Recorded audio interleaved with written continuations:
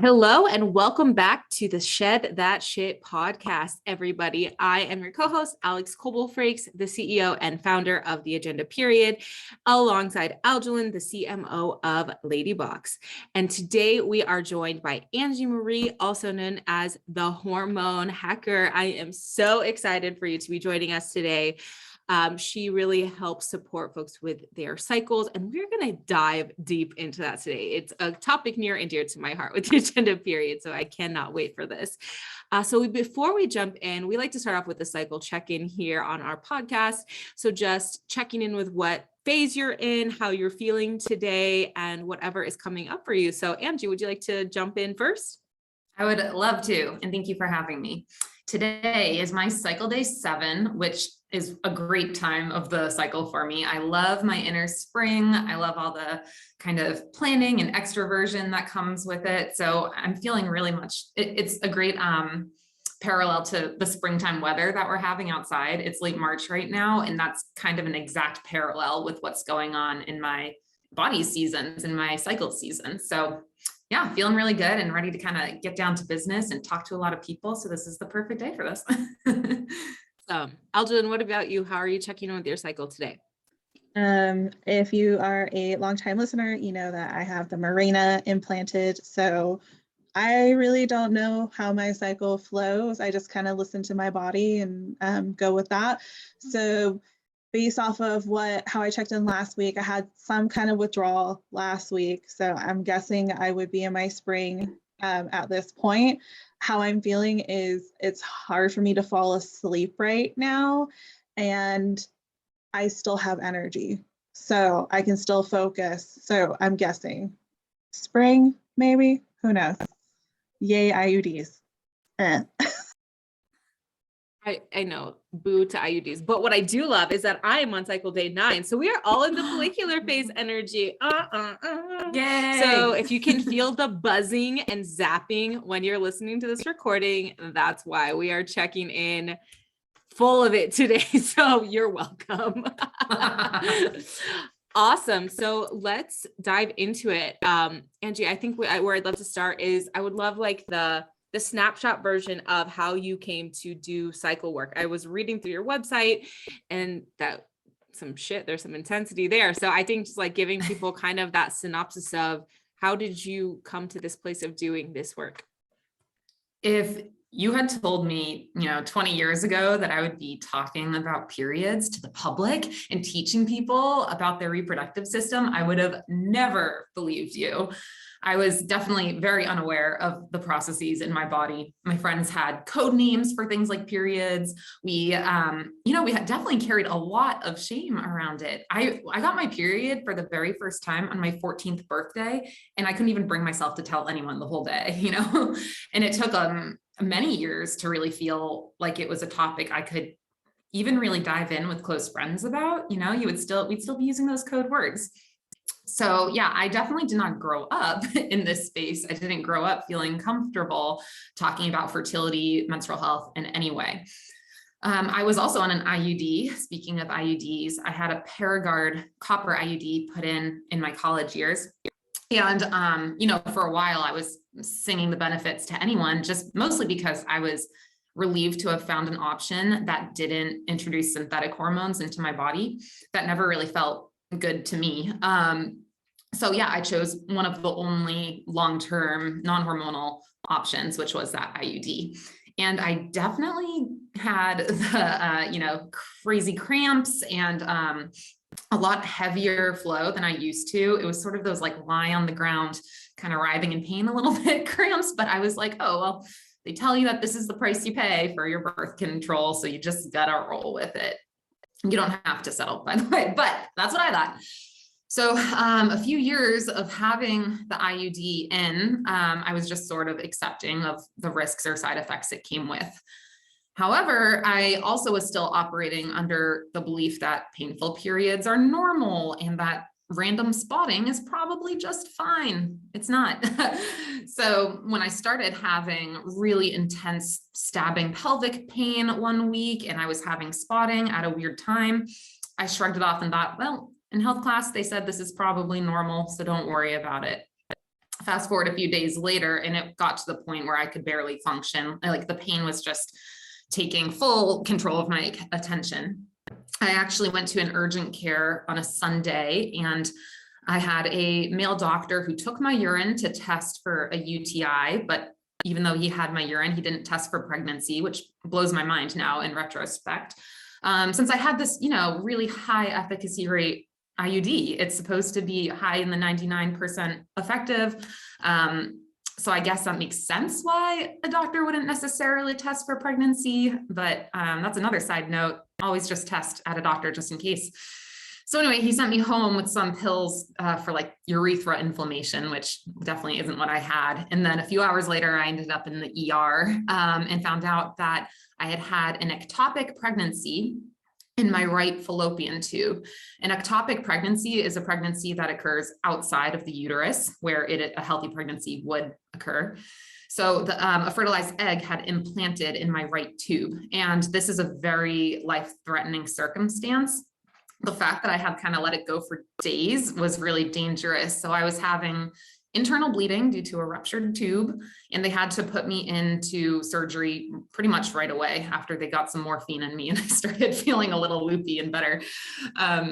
So yeah, 23 years old, I believe, I was told, hey, you have to go into this life-saving surgery. Best case scenario is we're able to just take out the ruptured mass and the internal bleeding. Worst case scenario, you would lose a tube. And sure enough, when I woke up after the surgery, they said they had to remove the entire tube because it was that bad. So, that's pretty shocking to hear when you're still, like, I was fresh out of college pretty much, had never known anything about fertility before, and then suddenly was hit with tons of questions, like, how does my body actually work? Was this preventable? Did my birth control really cause this, and that kind of just sent me into this deep dive into the whole entire world of everything: reproductive health, fertility, periods.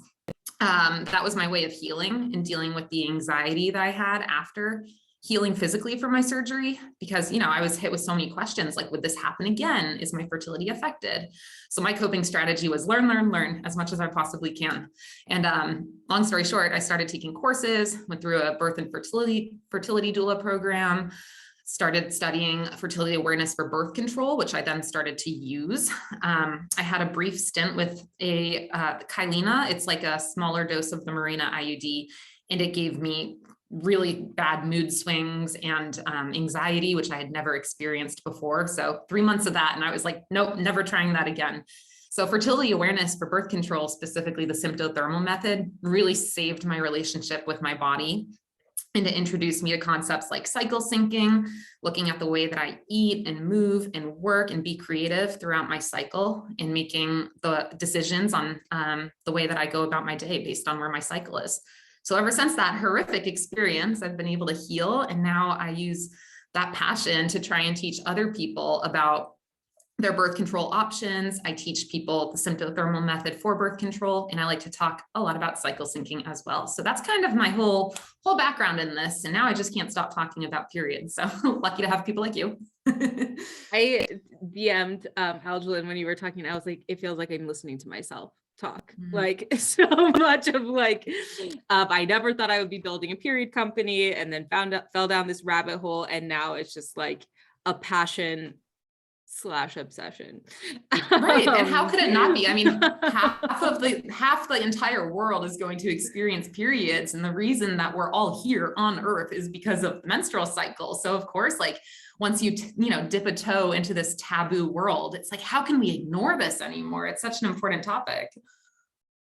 Yeah.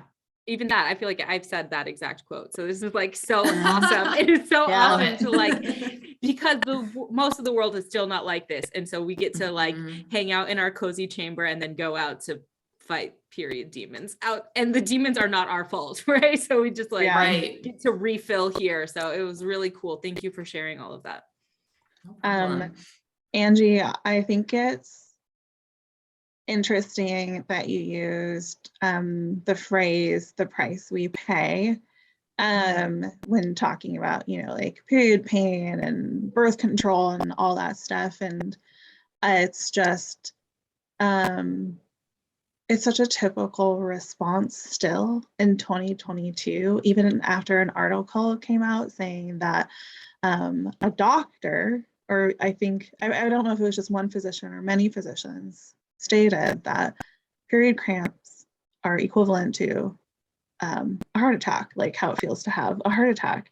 And it's just like we're still treating how menstruators feel during their periods as though like, oh no, that's just normal. So that's the price you pay for having a uterus.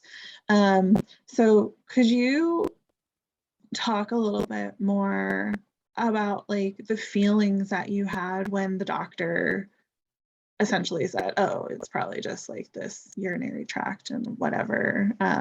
Like what were some of the feelings that came up for you, and especially when you ended up in the ER after that?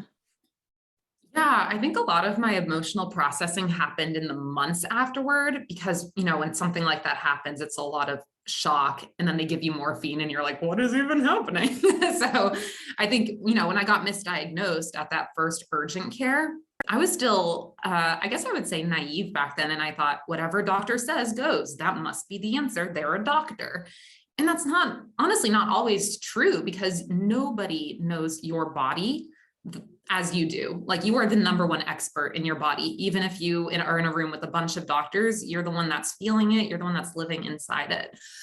So I wish that I had spoken up a little bit more, but I just wasn't comfortable with it at the time.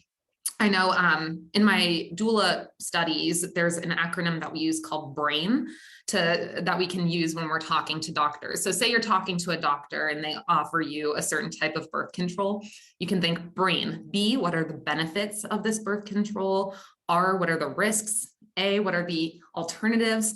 I, what is my intuition saying? What's my gut feeling saying about this option that the doctor is giving me? And N is nothing. What if I did nothing? What if I said no to this? So I kind of wish I had had a framework like that going into either case, just so I could know. I mean, I truly didn't think that I would wake up from surgery without a tube. And I think I should have asked more questions, but at 23 years old, you know, you don't know how to act in a hospital operating room, when I had never even had gone to a hospital in my life before for myself. So it was definitely overwhelming. And I think had I known about my cycle, had I been charting my cycles, which I do now, and knowing like when I ovulate and exactly when I'll bleed and what part of my cycle I'm in, I would have had all that data with me to show the doctors and get quicker answers, better. I would have asked better questions. So in retrospect, I wish that I had had more data. Of course, you know, then I probably wouldn't have been where I am now, so no regrets. But you know, had I been charting my cycles, I would have caught that ectopic pregnancy early enough that they would have been able to save my tube. But since I was so clueless, you know, looking back, I think I just mostly felt frustration and anger for not being taught any of this. You know, in health class, they tell you stuff like, you can get pregnant any day, which is not true. They tell you, yeah, painful periods are normal. You just have to deal with it and like pay that cost. And that's not true. You don't have to just settle for painful periods. I think what we need to do is demand more research into things like endometriosis, where periods can be excruciating and they don't have answers yet. And it's because there's not a ton of money or research going into it. So yeah, there's just a lot of surgery anger. too, just like, Right. you know, cut people open, cut things out, which, you know, we're very, can be like, hands helpful, off. but yeah. I love that framework, BRAIN. I do wish that schools and other youth programs incorporated that kind of framework into the learning of our bodies and how our bodies function. So that's definitely a great framework. I've never even heard of it. So I definitely want to borrow that and use that for any other kind of like decisions that need to be made surrounding me, myself, not just my body, but like life. Sounds like it's a really good framework. And especially when it comes to something medical, like most of the time, almost all the time, you have more time than it might seem. Like, you know, when doctors are like in a fast-paced world and this is all happening here and like medication and this and that, you do have time to take a breath and think about things in the huge majority of the time. So you do have time to pause, think where's my brain? Ask those questions. Yeah. And also, if you're not in like an emergency situation, you are allowed to fire your doctor. Like if you were to go shopping for a car or something, wouldn't you go around and like look at all your options and then decide, I don't like that dealer, I don't like that model of car. And you're allowed to do that with doctors too. I know in the US, it can be really frustrating with like our insurance and the whole system, but in general, you should be able to interview doctors, maybe like talk to a nurse on the phone and ask about their philosophy on things. You don't have to just like settle for the one doctor that you started if you don't like them and don't feel supported.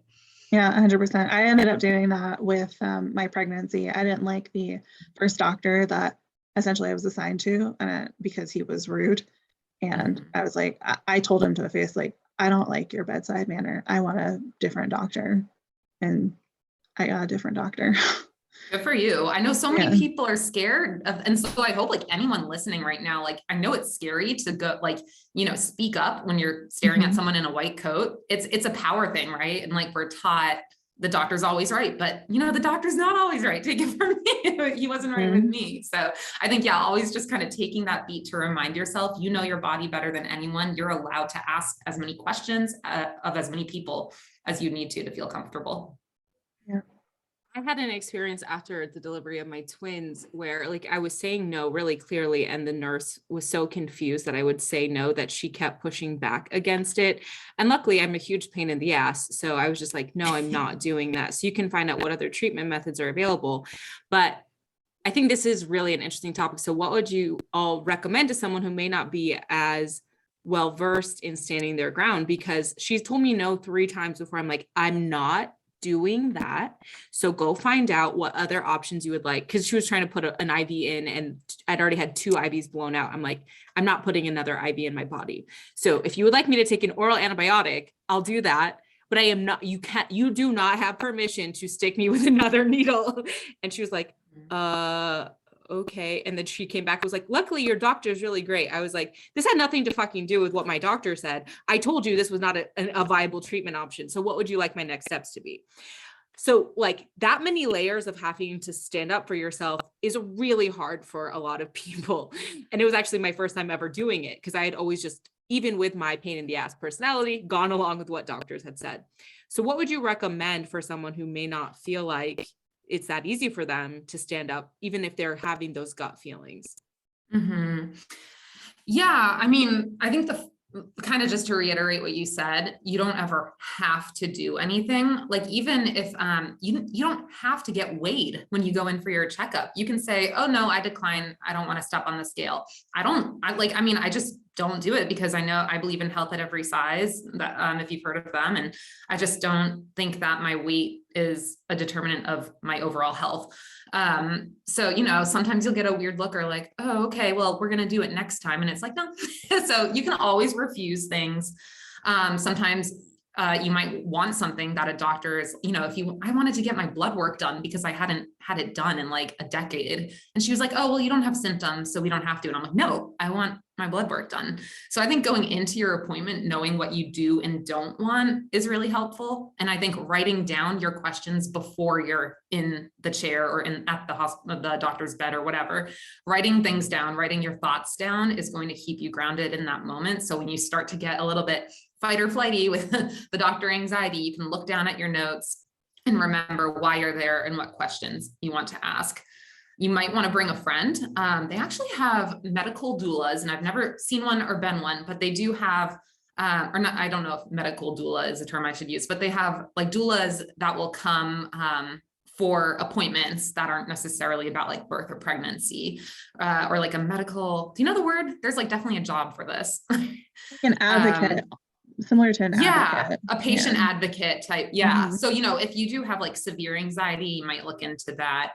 But I would say the number one place to start out of everything is just educating yourself about your body, especially if it's in the realm of menstrual health, or anything period at all, education. And it's, it's overwhelming at first because our health classes weren't very comprehensive, but that's why all of us are here, right? To spread knowledge on how your body works. And I think that's the very best thing you can do. And it's for free. It'll just take a little bit of time and you'll suddenly feel empowered on all the information you have on what's going under your skin. Definitely writing the questions down before going into the appointments helped me. And I had started doing that in my 20s.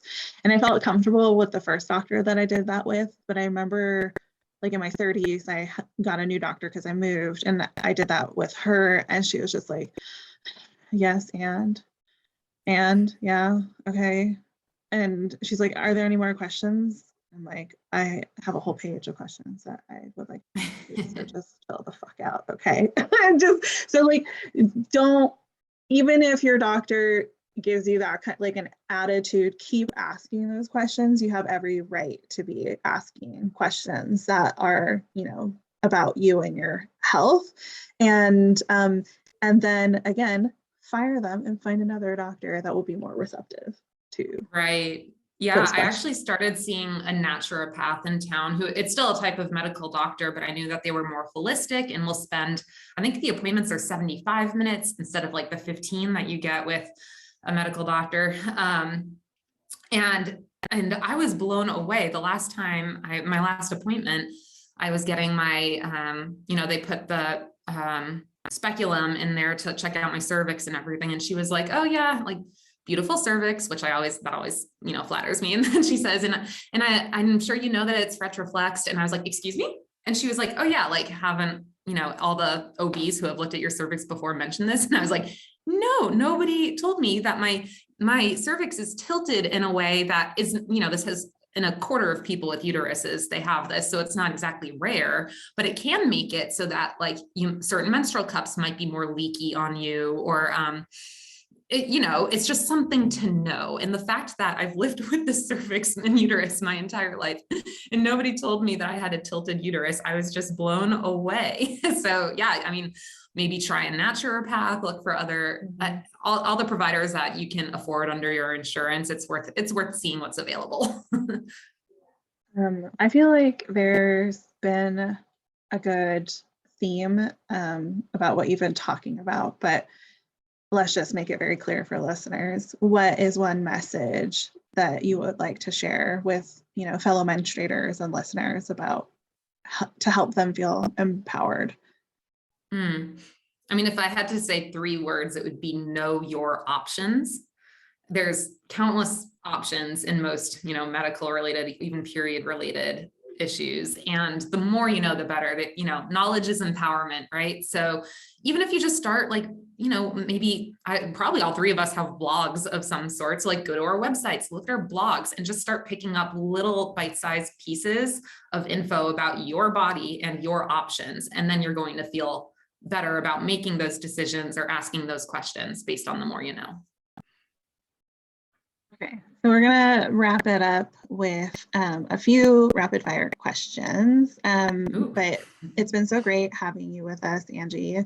Hope you've enjoyed being here with us. Before we get into the rapid fire, where can people learn more about you and connect with you? I am at thehormonehacker.com.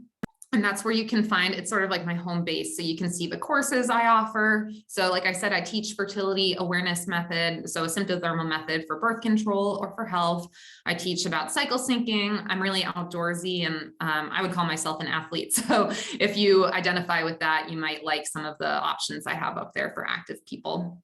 And then you can find me on Instagram, Facebook, even TikTok. I don't actually like have a TikTok like item anywhere on my website, but I'm there now. And it's all at Hormone Hacker. So find me there. Awesome, thanks. How do you practice period self-care?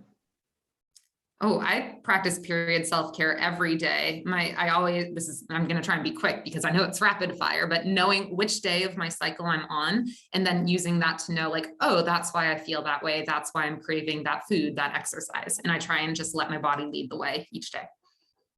What is your go-to snack or craving when you're on your period?